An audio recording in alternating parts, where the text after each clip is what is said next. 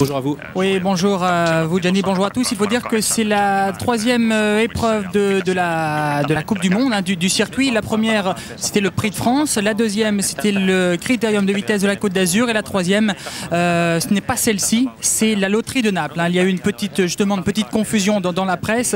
On s'est renseigné auprès de l'UET et c'est bien la loterie de Naples qui servira de troisième épreuve pour la Coupe du Monde et non ce Grand Prix sur l'hippodrome d'Helsinki. Alors on va tout de suite voir les compétiteurs qui sont en train de s'échauffer. On vous a concocté d'ailleurs des petites courses de référence, hein, puisque on connaît bien certains chevaux, on connaît bien Java d'Arche, on connaît bien Zardinvern.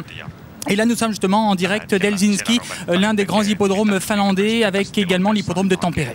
Alors, le favori de ce groupe 1, Guillaume, c'est le numéro 3, Rotation, qui est à 1,40 €. Un cheval qui nous vient des États-Unis, où il était l'un des meilleurs là-bas. Ouais, c'est une belle histoire, Rotation. Hein. Il a couru, c'est un sujet d'origine canadienne qui a couru essentiellement. On voit l'image. Vous le voyez actuellement aux États-Unis. C'était l'un des meilleurs hein, sur ce continent. Il a beaucoup plu à Stig Johansson et avec un groupe de propriétaires, Stig Johansson s'est porté acquéreur de ce cheval. Et on va d'ailleurs voir une course référence avec Rotation. Vous allez voir la classe de ce nouveau pensionnaire de Stig Johansson. C'était aux États-Unis sur l'hippodrome de Belmont Park fin octobre. Et regardez, il va venir tout en dehors pour triompher très facilement. C'était un lot qui était très intéressant. Et vous allez voir tout à l'extérieur, voilà, très facilement. Rotation va s'imposer. Jan Kruithof était aussi sur les rangs. Il souhaitait acquérir Rotation. Malheureusement, la transaction n'a pas pu se faire. Et c'est Stig Johansson qui a pu récupérer dans ses box ce très très bon cheval. Un cheval doté de beaucoup de vitesse, hein, Guillaume, un spécialiste du mile. C'est la distance qui nous intéresse aujourd'hui avec le Finlandia Ajo, on dit, je crois. Oui, Finlandia Ajo, hein, on a pris quelques informations du côté de nos puristes hein, concernant les courses internationales. On dit bien Finlandia Ajo. Alors concernant Stig Johansson, les Français le connaissent bien puisqu'il a quelques années, il était venu en France avec Quinel notamment, remporté plusieurs courses et puis un petit peu plus près de nous également Kramakol, Quinel, donc un driver exceptionnel. Hein, Stig Johansson, l'un des meilleurs suédois, à plus de 5000 victoires à son actif. C'est vraiment le grand monsieur de la Suède. Rotation, donc qui recueille la majorité des suffrages, 1,40 €. Ici, le numéro 6, c'est un outsider. Il s'agit de Picaflick. Oui, Picaflick, nous l'avons vu récemment en France, c'était sur l'hippodrome d'Anguin. Il a disputé le prix de l'Atlantique remporté par Jacques de Bellouet. Ce jour-là, il évoluait sur un parcours dans ses cordes, mais avec un très mauvais numéro derrière l'autostart. Il part en seconde ligne et Picaflick n'a jamais pu se montrer dangereux. Aujourd'hui, les conditions de course sont un petit peu changées. Picaflick devrait se plaire sur ce parcours. Malheureusement, il a tiré le 6 et sur ces petites pistes, c'est toujours des numéros un petit peu délicats à envisager. Mais face à cette opposition, Picaflick, c'est un 3e, mais pas mieux à mon sens.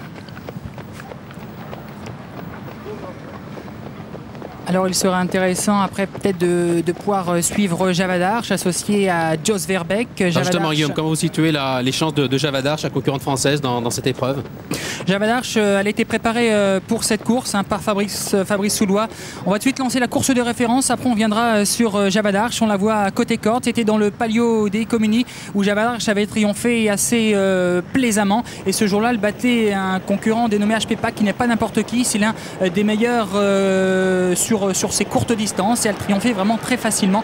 Java d'Arche est devenue désormais une spécialiste de ces courses internationales.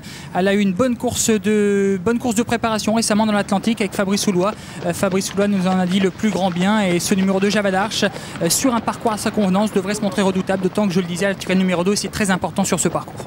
On a vu à l'image Jos Verbeek qui lui est associé, Java d'Arche le numéro 2 donc qui va défendre bien les chances françaises face notamment au champion canadien Rotation. Ici le numéro 1, un concurrent qui reste sur une 4e place en Finlande, hein, c'est un local. Oui, Cole Arwin, ce sera assez compliqué pour lui. La seule chose lui concernant de façon positive, c'est son numéro 1. Mais c'est vrai qu'avant le coup, il s'attaque, semble-t-il, à forte partie. Alors on va peut-être lancer une dernière course de référence concernant Zardinvern, regardez-le. Il est entouré, Zardinvern, c'était sur un hippodrome étranger. Ce jour-là, elle allait s'imposer assez facilement en contrôlant le concurrent qui venait à son extérieur et c'était Naglo, vous reconnaissez Naglo qui par la suite allait remporter le prix de France sur l'hippodrome de Vincennes lors du meeting d'hiver. Et ce jour-là, c'était une très belle performance de la part de Zardinvern puisque devancer Naglo, ce n'est pas à la portée de tout le monde. Donc vous le voyez, Zardinvern, l'un des meilleur dans son pays, qui devrait pouvoir bien se comporter malgré ce numéro 8. Voilà, le numéro à l'extérieur, un numéro 8 donc derrière le Stuttgart pour Tsar d'Invern, lauréat semi-classique cet hiver à Vincennes, le prix du plateau de Gravel notamment. Ici, eh bien, on découvre le numéro 7, Guillaume, il s'agit de Mike Malibu. Oui, Mike Malibu qui jusqu'à présent réalise une saison sans faute, puisque en 8 sorties, il a déjà remporté pas moins de 7 courses, mais il semble s'attaquer à forte partie, alors qu'on trouve Tsar d'Invern au canter. Ça se passe très bien pour lui. Tsar d'Invern, il a couru 4 fois en France durant le meeting d'hiver, et à chaque fois il s'est remarquablement comporté. Sa dernière sortie en France, c'était une épreuve de groupe 2, le prix du plateau de Gravel, et ce jour-là il s'imposait très facilement devant la bonne Elia Barbet, devant Couche Doctor, qui par la suite a répété à l'étranger. Tsar d'Invern, vous le disiez, c'est l'un des tout meilleurs éléments entraîné par Robert Berg, et Tsar d'Invern devrait bien courir, si ce n'est cette petite réserve du numéro 8 qui va, semble-t-il, sérieusement le handicaper.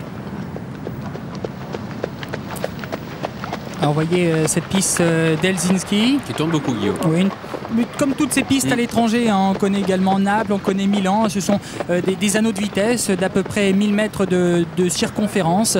On effectuera donc un petit peu plus d'un tour et demi, hein, puisqu'on évolue aujourd'hui sur le mile.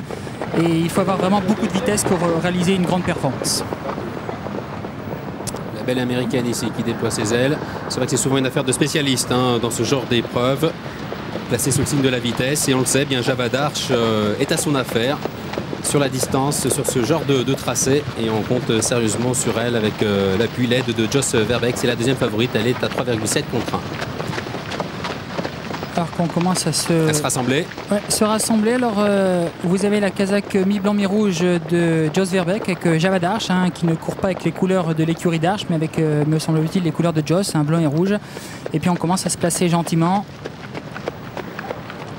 Alors, 9 concurrents. On surveillera bien sûr les partants ici. Les partants, hein, avec Java d'Arche sur tour, rotation, et puis Tsar d'Invern, hein, les 3 concurrents qui a priori devraient se disputer la gagne dans ce Finlandia IO. 1609 mètres, ça va sans doute aller très vite. Et on commence à se placer derrière l'Autostar.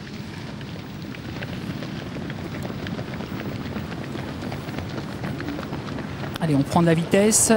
On voit que Java d'Arche part assez bien avec couloir numéro 2, et puis encore mieux avec le numéro 5 Délice Classique qui va tenter de se rabattre en tête. Également un bon départ du numéro 4 Classico Mérette, et c'est ce numéro 4 Classico Mérette qui est aux avant-postes avec une faute en dedans, me semble-t-il, de l'As Cole Darwin qui perd beaucoup de terrain. Java d'Arche, elle, se faufile en dedans, elle est environ 2/3. Oui, Tsar d'Invern, il est pour l'instant à l'arrière-garde avec également le numéro 9 Inspiration Ride. Le premier tournant de cette épreuve, on passe gentiment devant la tribune avec le numéro 5 Délice Classique qui est bien placé. Java d'Arche est plutôt côté corde dans son siège avec un bon parcours pour Jos Verbeek. Tsar d'Invern se rapproche, et puis rotation, il est environ 4/5e, il attend son heure, bien placé, alors qu'à l'arrière-garde on retrouve Tsar d'Invern qui entreprend à cet instant sa progression. Vous voyez, c'est cette casaque blanche qui va tenter de déborder ses rivaux dans quelques instants, de même que rotation. Le deuxième tournant abordé en tête par ce numéro 5 Délice Classique. Dans son siège on retrouve Java d'Arche, et puis rotation qui poursuit sa progression. Il est pour l'instant 3e, il emmène dans son siège Tsar d'Invern. Les autres sont beaucoup plus loin. Il s'agit du numéro 7 Mike Malibu et du 9 Inspiration Ride. Il reste encore 500 mètres de course. On accélère en tête avec le numéro 5 qui est Délice Classique, mais rotation vient de mieux en mieux. Attention à Java d'Arche qui a beaucoup de ressources dans le sillage de l'animateur, mais qui commence à rétrograder. Tsar d'Invern n'est pas à la noce, il est sollicité à l'arrière-garde, il a du mal à garder le contact, et là c'est la démonstration de rotation numéro 3 qui se sauve à moins de 200 mètres de l'arrivée. Java d'Arche pour l'instant n'a pas trop le passage. Java d'Arche qui ne peut pas s'exprimer, c'est bien dommage, alors que le numéro 5 a complètement rétrogradé. C'est Délice Classique.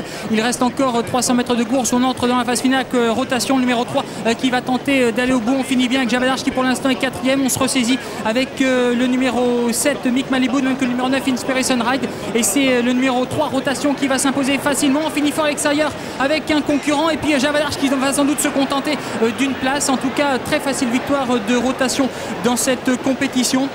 La deuxième place disputée avec peut-être le numéro 4 Classico Mirette qui a bien fini en dedans. Java d'Arche, en tout cas la française, devra se contenter a priori de la 4e case. Et puis déception avec le numéro 8 Zerdin Verne qui n'a jamais pu se montrer dangereux. On va revoir tout ça en images. Alors rotation s'impose très facilement. Java d'Arche est battue, elle est 5e. En dedans on a sans doute le numéro 4 qui a bien fini, Classico Mirette. Et puis également peut-être le numéro 7 Mick Malibu. En tout cas c'est très pointu. Les numéros sont difficilement reconnaissables dans cette épreuve. On vous en dira plus. En tout cas très facile victoire de rotation. Merci à Guillaume. En tout cas rotation qui s'impose. On vous tiendra informé pour les accessites.